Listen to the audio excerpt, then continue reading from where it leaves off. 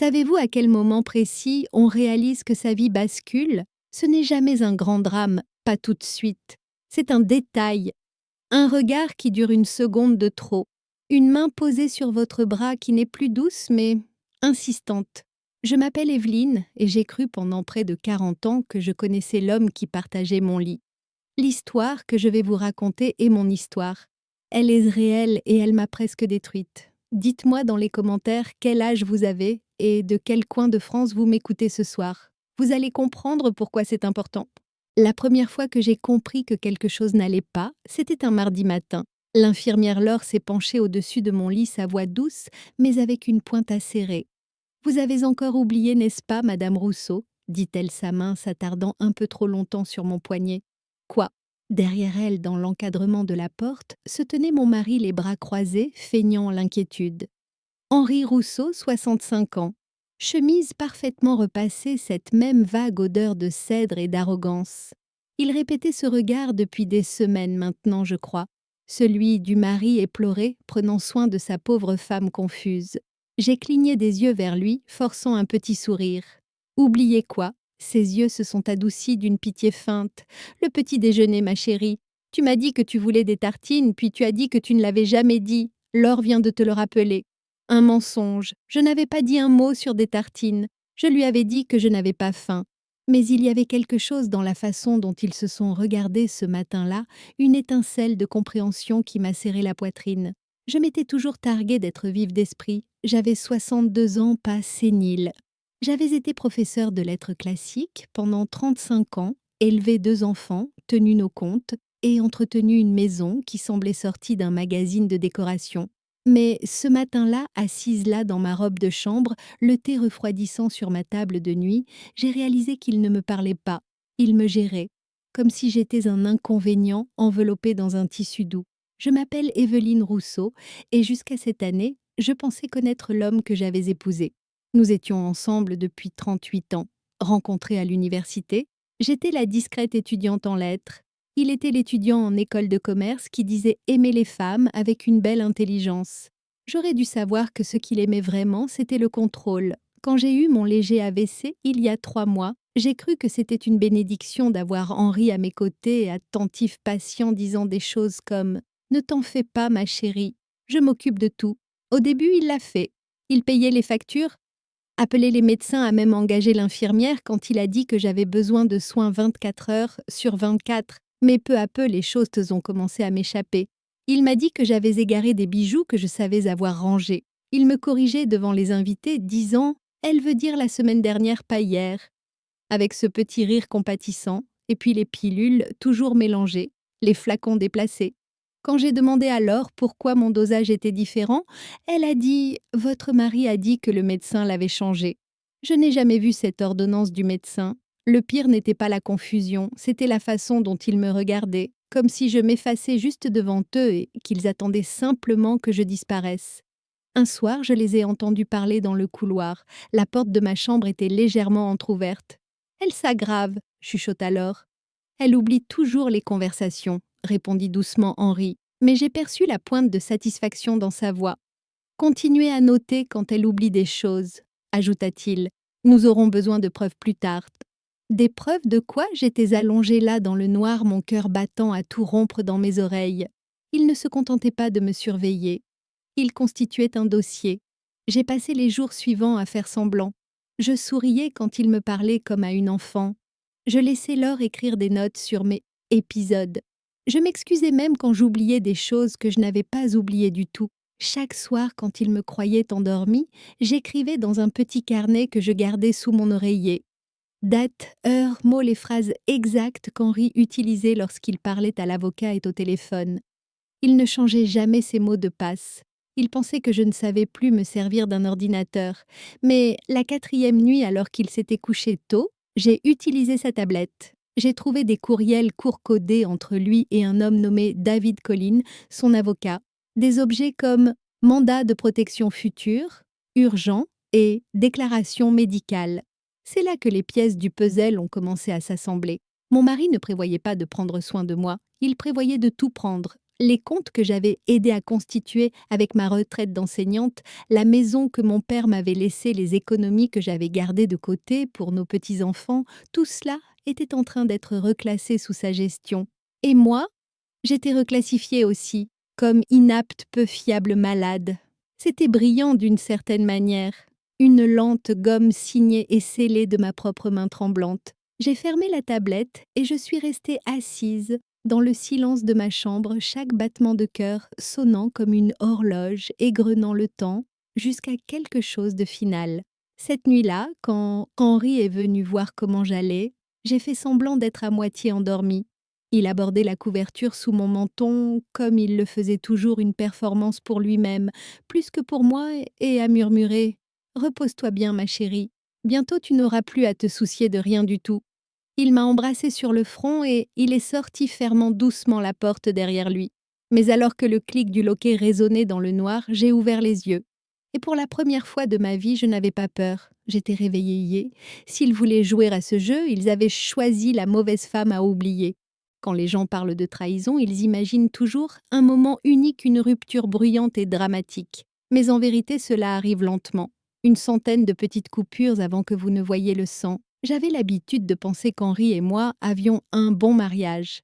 Pas parfait, mais solide. Le genre de partenariat que les gens enviaient quand ils voyaient nos photos de famille ou nos dîners d'anniversaire à l'église. Je portais des perles, il racontait des blagues. Nous sourions comme si nous étions faits du même bois. Mais en y repensant, maintenant, je le vois clairement. L'érosion a commencé bien avant que l'infirmière ne franchisse ma porte. Quand nos enfants étaient jeunes, j'avais 2 emplois professeurs de lettres au lycée. Le jour, et je donnais des cours particuliers. Le soir, pendant que Henri se concentrait sur ses affaires. Il disait à tout le monde qu'il bâtissait un empire immobilier. Ce qu'il a vraiment construit, c'est une image qui s'est nourrie de mon travail et de mon silence. Il gérait les finances, disait toujours que c'était trop stressant pour moi. Il me tapotait la main et disait « Concentre-toi juste sur les enfants, ma chérie. Je m'assure que les chiffres se tiennent. » Je me disais que c'était bien. C'est à ça que ressemble la confiance, n'est-ce pas? On se partage le poids. On laisse l'autre personne porter ce qu'on ne peut pas. Sauf que j'en portais beaucoup. Quand ces investissements ont échoué, j'ai pris du travail supplémentaire. Quand il a joué un bonus au casino de Deauville, j'ai couvert le crédit de la maison avec mes économies. Et quand il élevait la voix, non pas de rage, mais de cette déception lente et délibérée qui me faisait me sentir petite, je ne disais rien. C'est étrange la façon dont on apprend aux femmes à préserver la paix. On avale suffisamment de soi-même, et un jour on se réveille en réalisant qu'on a entièrement disparu. Quand mon AVC est arrivé, ce n'était pas soudain, c'était un coup de semonce. J'avais des vertiges depuis des jours, les ignorants corrigeant des copies tard dans la nuit. Puis un matin, je me suis réveillée sur le sol de la cuisine, l'odeur de pain grillé brûlé et de café épais dans l'air. Henri a dit que j'avais de la chance qu'il m'ait trouvée à temps. Il a dit tous les bons mots. Repose-toi, récupère, ne t'inquiète de rien. Mais même alors, dans mon brouillard, je me souviens à quel point sa voix était calme quand il a dit au médecin « Elle oublie des choses ces derniers temps ». Ce n'était pas le cas, pas encore. Mais je crois qu'il avait besoin que ce soit le cas. Les semaines qui ont suivi ont été remplies d'une gentillesse qui semblait répétée.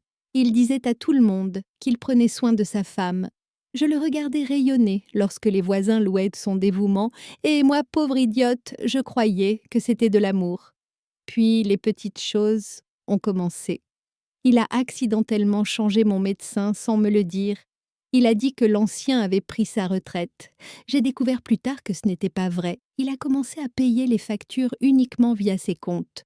Moins déroutant comme ça, disait-il. Il a même vendu ma voiture, celle que j'avais achetée avec ma propre prime d'enseignante. Il a dit que je n'étais pas en état de conduire pour le moment. Chaque décision était habillée d'inquiétude, mais en dessous, c'était du contrôle. Et je l'ai laissé faire parce que j'étais fatiguée. Parce que chaque fois que j'essayais d'argumenter mes mots sortaient plus faibles qu'avant. La vérité, c'est qu'Henri n'a pas eu besoin de me droguer pour me faire douter de moi-même. Il faisait ça depuis des années, une suggestion à la fois. Une nuit, j'étais assise près de ma fenêtre, regardant le chêne que nous avions planté à la naissance de notre fille. 35 ans de racines de branches et d'orages. J'ai pensé à la façon dont cet arbre avait survécu à tous les sécheresses, les hivers, parce qu'il avait appris à plier sans rompre. et j'ai réalisé que c'était moi. J'avais passé près de 4 décennies à plier. Mais cette nuit-là, pour la première fois, je ne voulais plus plier. Quelques jours plus tard, le courrier est arrivé et avec lui, une lettre de notre banque adressée à Henri Rousseau, titulaire principal du compte.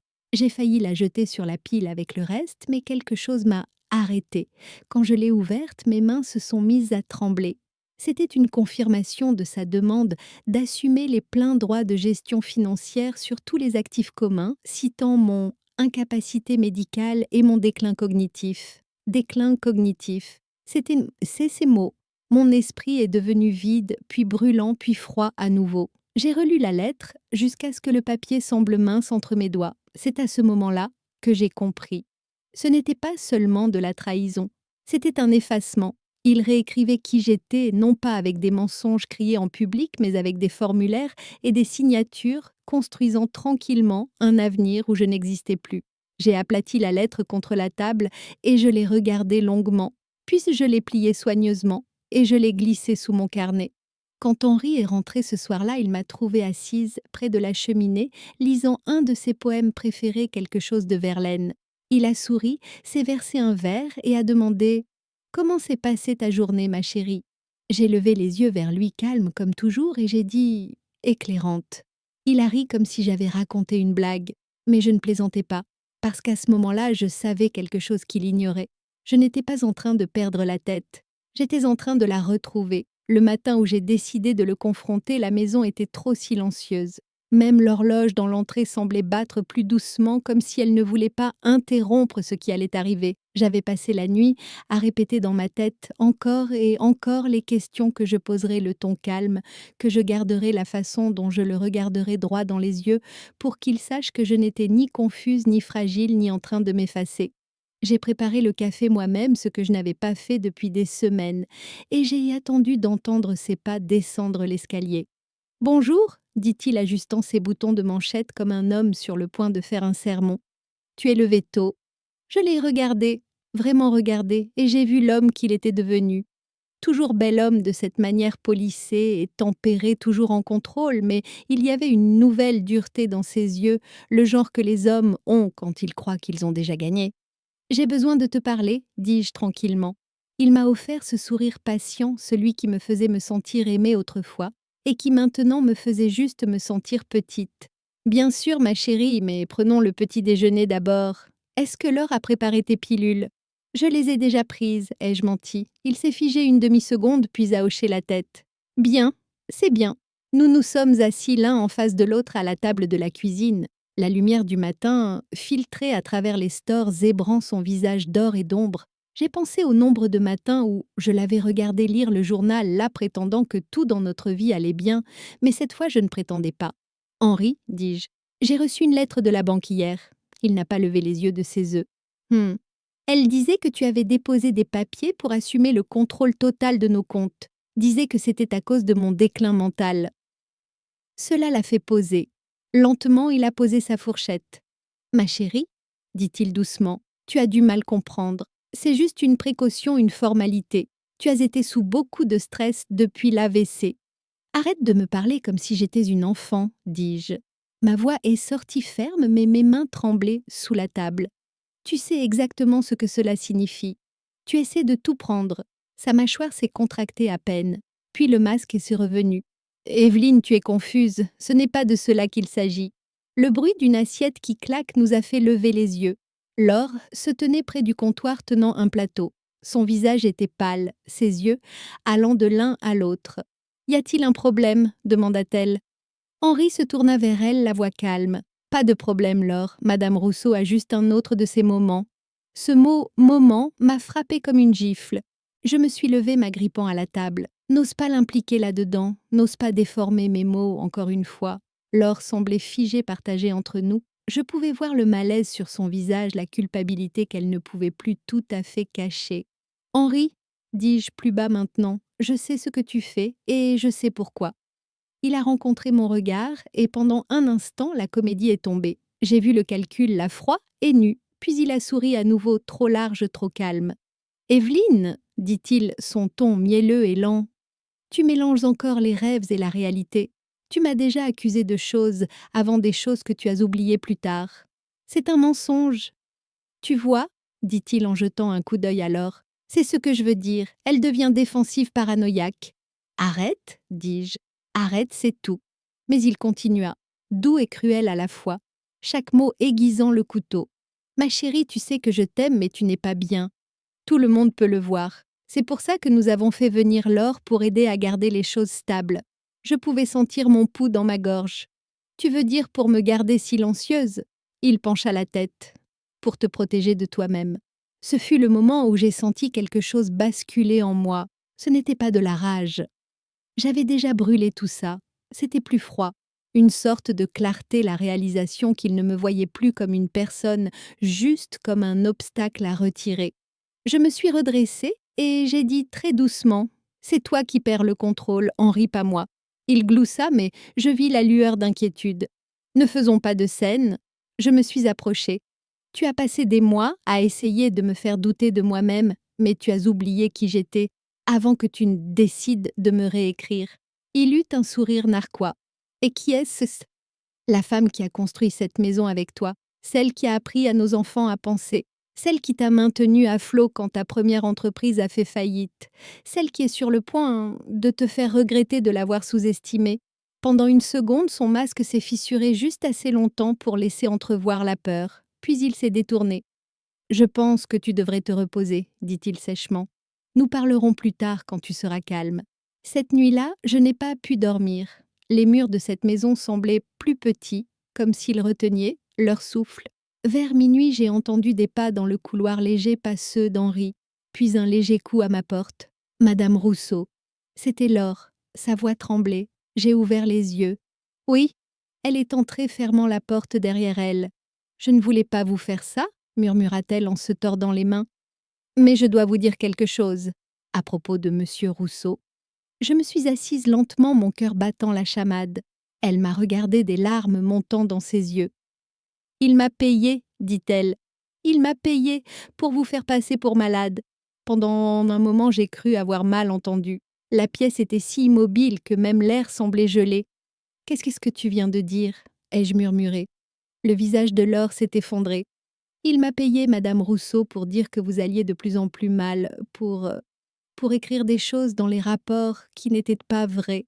J'étais assise là dans le noir, la lumière de la lampe, projetant de longues ombres tremblantes sur le couvre-lit. Mon corps est devenu froid de l'intérieur. Combien, ai-je demandé, parce que d'une manière ou d'une autre, ce détail comptait. J'avais besoin de connaître le prix de ma santé mentale. 5 000 € par mois, dit-elle doucement. Il a dit que c'était temporaire, qu'il avait besoin de preuves pour les médecins afin que le tribunal puisse faciliter la gestion de vos actifs. Gérer, ce mot encore. Henri ne disait jamais « prendre ».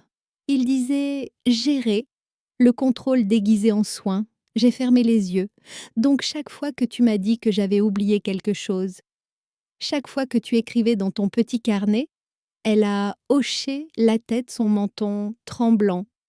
Il m'a dit de tenir un registre de noter quand vous étiez confuse, même si vous ne l'étiez pas. Il a dit que vous nous remercieriez plus tard. Me remercier, dis-je, les mots ayant un goût de fer. Et quand étais-je censée te remercier, Laure, quand je serais enfermée dans une maison de retraite? Des larmes ont coulé sur ses joues. Je suis tellement désolée. Je ne voulais pas le faire. Mon fils a des frais médicaux. Henri le savait. Il a dit que ce ne serait que pour quelques mois, que vous ne le sauriez jamais. Je l'ai regardé, vraiment regardé, l'épuisement sous ses yeux, la culpabilité qui pesait lourdement sur ses épaules. « Tu avais raison, dis-je tranquillement. Je ne le savais pas, mais je le sais maintenant. » Après son départ, je suis restée éveillée jusqu'à l'aube. Je n'ai pas pleuré, je n'ai pas crié. Au lieu de cela, j'ai écouté le bourdonnement de la maison, le faible grincement de la porte du bureau d'Henri, le bruissement des papiers quand il me croyait endormie. À 3 heures du matin, je me suis levée et j'ai marché jusqu'au miroir. Le visage qui me regardait n'était pas celui de la femme faible à moitié perdue qu'il voulait que le monde voie. C'était le visage de quelqu'un qui s'était enfin réveillé. Le lendemain matin, Henri a agi comme si tout était normal. Il m'a embrassée sur la joue, m'a servi mon thé et a dit qu'il avait des courses à la faire. Je l'ai regardé sortir avec sa mallette, la même qu'il emmenait chez son avocat chaque semaine. Dès qu'il est parti, j'ai appelé Laure. Tu as dit qu'il t'avait payé, lui ai-je dit. Maintenant, tu vas m'aider à l'arrêter. Elle a hésité. Comment? En me disant tout, et elle l'a fait. Au cours de l'heure suivante, elle a tout déballé, les épisodes enregistrés qu'Henri lui avait ordonné de filmer, des moments qu'il avait mis en scène pour me faire paraître confuse, les pilules qu'elle avait échangées sous ses instructions juste assez pour me rendre léthargique et brumeuse pendant quelques jours, les faux rapports médicaux qu'il avait arrangés par le biais d'une clinique privée où travaillait l'un de ses associés. Chaque morceau de ma vie, chaque fragment de mon autonomie, transformé en une ligne de son scénario, une histoire où j'étais l'épouse impuissante et où il était le héros qui me sauvait de moi-même. Mais ce n'est pas ça qui m'a brisée. Ce qui m'a brisée, c'est quand elle a dit « Il m'a dit qu'il le faisait pour votre bien ». Elle a dit « Il y a une autre femme », qu'il voulait s'assurer qu'elle serait protégée quand vous ne seriez plus là. Une autre femme. Les mots ont résonné dans ma tête comme des cloches d'église après un enterrement. Elle s'appelle Cynthia, a continué Laure. Elle appelle à la maison parfois. Il a dit que c'était une amie, mais je l'ai entendu lui parler une fois. Ça ne ressemblait pas à de l'amitié. Je n'ai pas répondu tout de suite. J'ai juste regardé par la fenêtre le chêne ses feuilles tremblantes au soleil. Cet arbre avait vu chaque saison de ma vie. Naissance, amour, trahison et maintenant peut-être justice. Henri est rentré tard ce soir-là, fredonnant, sentant légèrement le whisky et un parfum qui n'était pas le mien. « Comment s'est passée ta journée, chérie ?» demanda-t-il. J'ai souri, ma voix calme, tranquille. Productive. Il m'a regardé bizarrement comme s'il essayait de deviner si je savais quelque chose. Puis il m'a embrassé sur le front, a posé sa mallette et s'est versé un verre. « J'ai parlé à l'avocat aujourd'hui, » dit-il nonchalamment. « Nous finalisons ces formulaires de procuration la semaine prochaine. C'est juste une formalité technique, mais ça rendra les choses plus simples pour nous deux. » J'ai rencontré son regard fixement. « Plus simple pour toi, tu veux dire ?» Il s'est figé le verre à mi-chemin de ses lèvres. « Qu'est-ce que ça veut dire ?»« Rien que tu ne saches déjà, » dis-je en me levant. « Tu devrais te reposer, tu as une grosse semaine devant toi. » Cette nuit-là, quand il est allé se coucher, je me suis glissée dans son bureau. La mallette était sur le bureau. À l'intérieur se trouvaient des papiers, des projets juridiques, des relevés de comptes, des listes de propriétés. Mais c'est le dernier dossier qui m'a coupé le souffle, un document intitulé « Déclaration d'incapacité ». Il était déjà signé, ma signature falsifiée mais suffisamment proche pour que ça passe. Et agrafé, derrière, il y avait une chaîne de courriel imprimée entre Henri et son avocat. Une fois qu'elle aura signé, transférez-moi la propriété principale du patrimoine. Cynthia prendra possession de la résidence une fois le placement en établissement spécialisé arrangé. Placement en établissement spécialisé. Il ne prenait pas seulement mon argent. Il prévoyait de me faire enfermer. J'ai replié les papiers soigneusement, les ai remis en place et j'ai éteint la lumière. Au moment où je suis retournée au lit, mon cœur avait cessé de trembler, parce que maintenant je savais la vérité, toute la vilaine vérité. Et je savais aussi autre chose. Si Henri me voulait partie, je m'assurerais que ce soit lui qui disparaisse à la place. De ma vie, de ma maison et de chaque centimètre de pouvoir qu'il pensait posséder. Le lendemain matin, je me suis réveillée avant l'aube. La maison était silencieuse. Je me suis assise à ma coiffeuse, fixant mon reflet, mes cheveux grisonnants aux tempes, la légère cicatrice au-dessus de mon sourcil d'une chute, il y a des années, la fatigue autour de mes yeux. C'était la femme qu'il pensait voir s'effacer, la femme qu'il pensait pouvoir réécrire. Mais il avait oublié quelque chose à mon sujet, quelque chose que j'avais passé ma vie à enseigner aux autres comment lire entre les lignes. J'avais vécu avec Henri Rousseau assez longtemps pour savoir que sa plus grande faiblesse n'était pas la cupidité, c'était l'arrogance. Il croyait que personne ne pouvait être plus malin que lui. J'ai donc décidé de le laisser croire cela juste assez longtemps pour qu'il se pende avec. Le premier appel que j'ai passé fut pour Marguerite Dubois. Elle avait été mon amie la plus proche depuis l'université. Nous nous étions perdus de vue au fil des ans comme les gens le font quand la vie s'active. Mais je me souvenais qu'elle avait travaillé comme assistante juridique avant sa retraite. Quand elle a décroché sa voix semblait surprise. « Evelyne, mon Dieu, ça fait une éternité. Comment vas-tu » J'ai hésité. « Ça dépend, » dis-je tranquillement. « Est-ce que tu te souviens encore comment lire une procuration » Il y eut une pause. Raconte-moi tout, dit-elle. Je l'ai fait. Chaque mot, chaque murmure, chaque document. Elle n'interrompit pas une seule fois. Quand j'ai eu fini, elle a expiré lentement. Evelyne, tu es en danger, mais pas du genre que tu crois. Tu as besoin d'un avocat, hein, qui ne connaît pas ton mari. Je ne peux voir personne ici, dis-je. Il a des amis dans la moitié des cabinets de la ville. Marguerite resta silencieuse un instant, puis dit « Je connais quelqu'un, Paul Hénard. Il m'a aidé avec la succession de ma défunte sœur l'année dernière. Honnête, vif et surtout pas impressionné par les hommes riches. Elle m'a donné son numéro. Quand j'ai appelé Paul, j'ai d'abord entendu du scepticisme dans sa voix. Mais au moment où j'ai prononcé le nom d'Henri et décrit ce qui se passait, son ton a changé. « Madame Rousseau, dit-il, si tout ce que vous dites est vrai, ce n'est pas seulement de la manipulation. C'est une fraude préméditée, peut-être même de l'abus.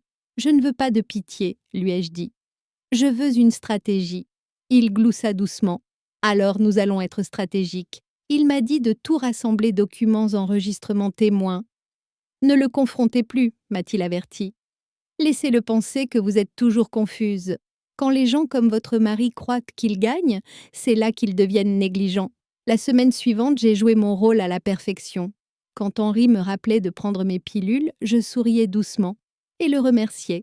Quand il me parlait comme une infirmière donnant des ordres à une patiente, je hochais la tête et faisais semblant de ne pas comprendre. À l'intérieur, cependant, je faisais l'inventaire. Chaque appel qu'il passait, chaque document qui arrivait, chaque faux pas d'arrogance qui révélait ce qu'il prévoyait ensuite. Pendant ce temps, Laure a commencé à changer aussi.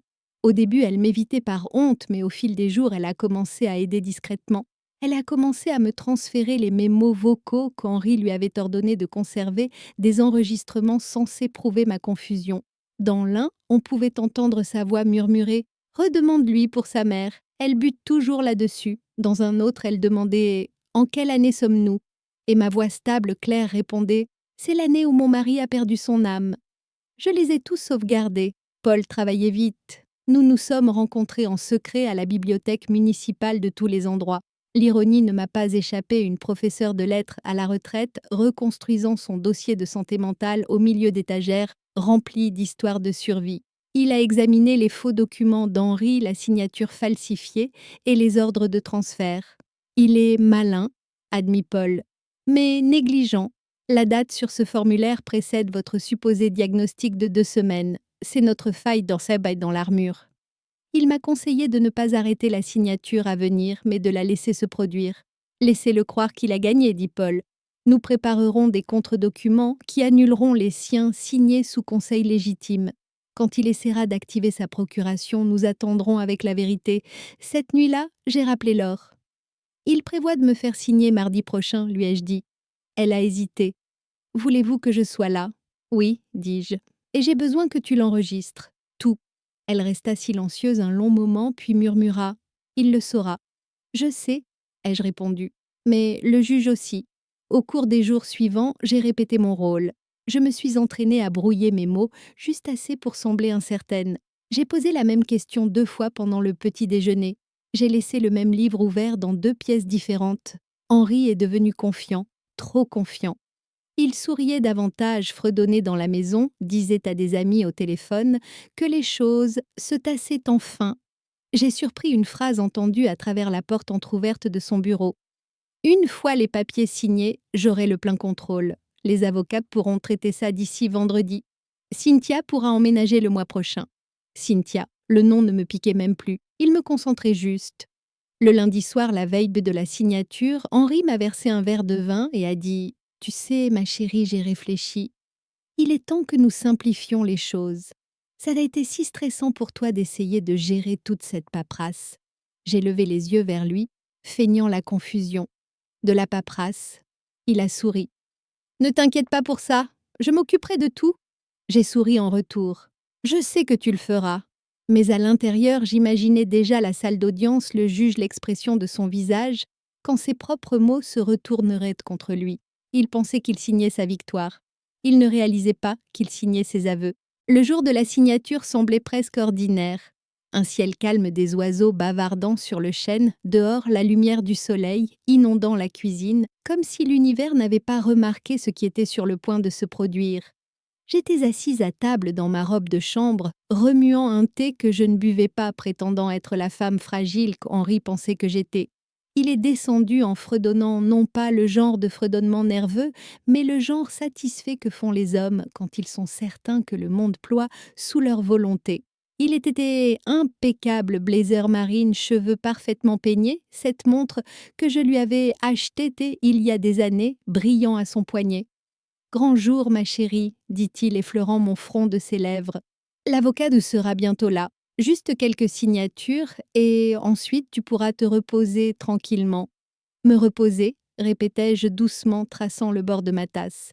Oui, ce serait bien. Il sourit inconscient. Je savais que tu finirais par comprendre. Il se versa du café, s'assit en face de moi et fit défiler son téléphone. Je pouvais voir le reflet du nom d'une femme sur l'écran, Cynthia. Mon estomac s'est noué, mais mon visage est resté calme. J'avais trop bien répété ce rôle pour faiblir maintenant.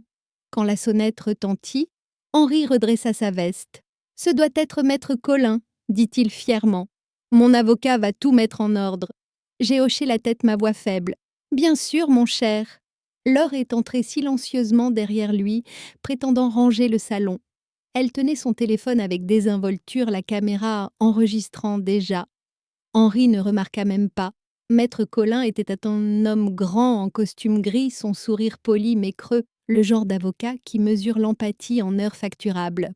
Il posa sa mallette sur la table, sortit une pile de papier et dit « Madame Rousseau, c'est juste un formulaire standard. Il donne à votre mari la capacité de gérer vos finances et vos décisions médicales si vous deveniez incapable de le faire. Si je devenais, dis-je lentement. Mais je le suis déjà, n'est-ce pas? C'est ce que dit... Oh, Henri! Colin s'éclaircit la gorge. C'est juste préventif, madame. Henri plaça un stylo devant moi. C'est pour ta tranquillité d'esprit, Evelyne. Je l'ai regardé longuement et fixement, puis j'ai baissé les yeux sur le papier. Ma main tremblait légèrement pendant que je signais juste assez pour vendre l'illusion. Voilà, dis-je. Tout à toi, sourit-il expirant de soulagement. Merci, ma chérie. Cela rendra tout tellement plus facile. Il se tourna vers Colin. Nous aurons besoin que les transferts soient traités d'ici vendredi. Je veux un accès complet au patrimoine et aux comptes d'investissement. Je sentis le plus petit sourire tirer mes lèvres. 2 jours plus tard, nous étions au tribunal. Henri ne m'avait pas parlé de l'audience. Dès qu'Henri a déposé les documents finalisés, Paul a été notifié. Il a agi vite, déposant une requête en référé et demandant un examen judiciaire de la procuration. Henri était furieux quand il m'a vu là entrant dans la salle d'audience, la tête haute, escorté par Paul et Marguerite. Il siffla entre ses dents « Qu'est-ce que diable tu fais ici ?» Je me suis penchée près de lui et j'ai murmuré « Tu as dit que tu voulais que tout soit signé et attesté, Henri. Je m'assure juste que les témoins sont réels cette fois. » Il blêmit, réalisant trop tard que quelque chose avait basculé.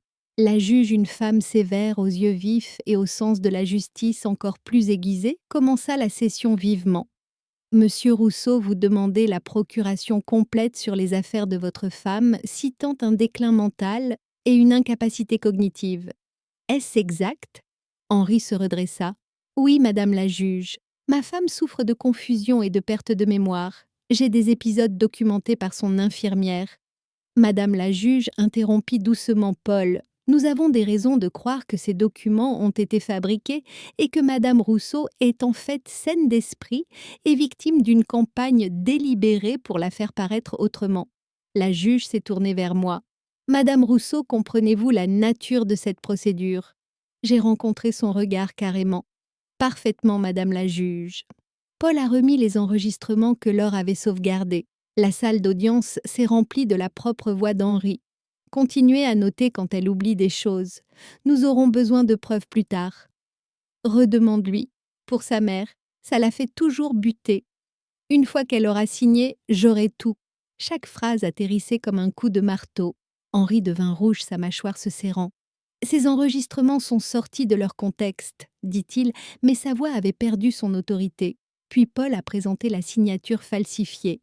Remarquez, madame la juge, l'incohérence de la date. Ce document a été signé avant que le rapport médical déclarant madame Rousseau incompétente n'existe. L'expression de la juge se durcit. Monsieur Rousseau, êtes-vous conscient que cela constitue une fraude? Henri ouvrit la bouche puis la referma. Quand ce fut mon tour de parler, je me suis levée lentement. Mes mains étaient stables. « Madame la juge, dis-je, j'ai peut-être 62 ans. Je mets peut-être plus de temps à me lever ou j'ai besoin de rappel pour les médicaments, mais je me souviens de tout ce qui compte. Je me souviens de 38 ans de mariage bâtis sur ma loyauté et ses mensonges. Je me souviens de chaque fois qu'il m'a traitée de confuse, alors que je ne l'étais pas. Je me souviens du son de mon infirmière pleurant quand elle m'a dit qu'il l'a payé pour me faire passer pour folle. La salle était silencieuse à l'exception de la respiration superficielle d'Henri. Je ne suis pas folle, continuai-je doucement, juste prudente, et maintenant enfin libre. La juge se pencha en arrière, les yeux froids comme la pierre.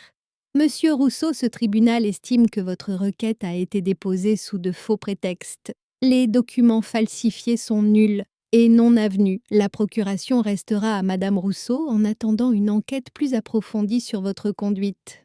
Le visage d'Henri est devenu pâle. Il essaya de parler, mais aucun mot ne sortit.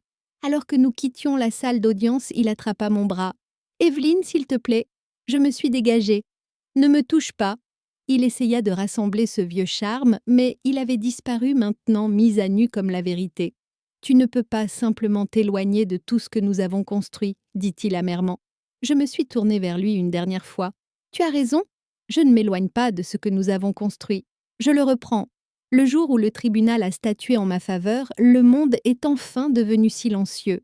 Fini les chuchotements derrière les portes closes. Fini les gens qui me regardent comme si j'étais une chose fragile attendant de se briser. » Henri était assis dans cette salle d'audience, le visage gris et vide, alors que la juge déclarait la procuration nulle et sa requête frauduleuse. Je ne l'ai pas regardé quand je suis sortie. Il n'y avait plus rien à voir. Dehors, l'air semblait plus pur, plus léger. Je l'ai inspiré comme si c'était la liberté elle-même. Paul m'a dit que j'étais courageuse, mais je n'étais pas courageuse. J'en avais juste fini d'avoir peur. Henri a quitté la maison la même semaine. Le silence qu'il avait autrefois utilisé pour me contrôler est devenu ma paix. J'ai recommencé à passer mes matinées dans le jardin café à la main, le soleil sur mon visage, écoutant le vent bouger dans le chêne derrière la maison. Cet arbre avait survécu à chaque tempête, chaque saison. Moi aussi. Claire a appelé peu après la décision. Sa voix s'est brisée quand elle a dit « Maman, je n'arrive toujours pas à croire qu'il t'ait fait ça. » Je lui ai dit la vérité. « Crois-le, ma chérie. Mais ne laisse pas cela te rendre amère. Laisse-le te rendre intelligente. » Elle resta silencieuse un moment, puis murmura « Tu sembles à nouveau forte. » J'ai souri. Je n'ai jamais cessé d'être forte. J'avais juste oublié pendant un petit moment. Certains jours, je m'attends encore à entendre les pas d'Henri ou le cliquetis de sa montre contre le comptoir. Les habitudes de la peur mettent du temps à s'estomper. Mais quand ces souvenirs viennent, je ne les fuis plus. Je les écris. Je garde un petit carnet sur ma table de nuit, le même où je documentais autrefois ces mensonges. Maintenant, c'est là que j'enregistre ma vérité. Parce que la mémoire, j'ai appris, est une forme de pouvoir. Elle peut vous détruire quand quelqu'un l'a tort, mais elle peut aussi vous sauver quand vous la revendiquez. Il y a quelques semaines, je suis allée dans l'ancien bureau d'Henri. La pièce sentait la poussière et l'arrogance. Sur le bureau se trouvaient ces vieilles lettres, toutes ces promesses vides écrites d'une main d'homme plus jeune. J'ai allumé la cheminée une allumette à la fois et je les ai données aux flammes, non pas avec colère, mais pour clore le chapitre. Alors que la dernière brûlait, j'ai murmuré « Tu m'as presque effacé, Henri, mais j'écrivais tout ce temps. » Maintenant, la maison semble à nouveau vivante. Les roses qu'il avait autrefois fait couper fleurissent sauvages et rouges. L'air sent la cendre et la liberté. Les voisins chuchotent toujours « Mais je m'en fiche, laissez-les. » Ils peuvent parler de la femme qui a perdu son mari. Je connais la vérité. Je n'ai rien perdu qui valait la peine d'être gardé. J'ai survécu à l'homme qui a essayé de me réécrire, et je me souviens de chaque mot qu'il a utilisé pour le faire, non pas pour me hanter, mais pour me rappeler le chemin parcouru. Parce que je sais ceci maintenant. La justice ne rugit pas toujours. Parfois, elle murmure dans votre propre souffle régulier dans une maison qui est enfin, à nouveau, la vôtre. J'ai fermé mon carnet ce soir avec une dernière ligne écrite à l'encre qui ne s'effacera jamais. Il m'a appris que la confiance est fragile, mais le silence l'est aussi, et je ne serai plus jamais silencieuse.